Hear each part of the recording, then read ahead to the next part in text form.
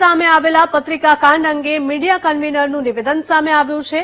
Media convener Yagnesh દવેનું સમગ્ર ઘટનાથી અજાણ હોવાનું નિવેદન સામે આવી રહ્યું છે।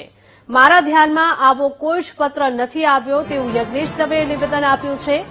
જાહેર જીવનમાં રહેનાર વ્યક્તિ તમામ લોકોને સંતોષ ન આપી શકે।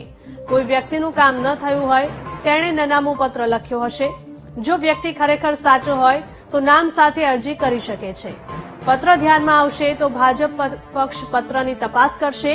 મણિનગરના ધારાસભ્ય અમૂલ ભટ્ટ સામે આરોપ લગાવતો પત્ર વાયરલ થયો છે। મણિનગરના તમામ વોર્ડ પ્રમુખને મોકલાયેલા પત્રને લઈને રાજકારણ હવે ગરમાયું છે।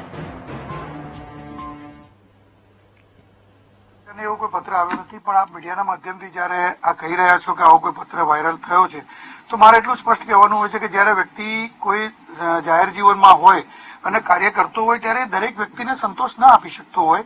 ત્યારે ઘણી વખત એવું પણ થતું હોય છે કે સામેવાળી વ્યક્તિનું કોઈનું કામ થયું હોય અને એનું કામ ગેરકાયદેસર હોય અને ન થયું હોય એવા વ્યક્તિઓ પણ અસંતોષ વ્યક્તિઓ હોય છે અને એવા વ્યક્તિઓ પણ નાનામાં પત્રો આવા લખતા હોય છે। કારણ કે જે વ્યક્તિ પોતાને ખબર છે કે પોતે ખોટો છે એટલા માટે આવા નાનામાં પત્રો બહાર પાડતો હોય, જ્યારે સાચો વ્યક્તિઓ તો સીધી અરજી કરે પોતાના નામ સરનામા સાથે।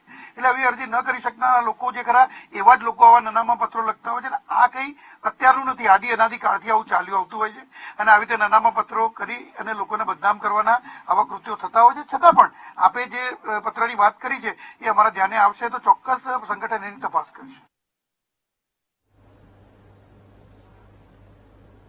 ભુજ એસસી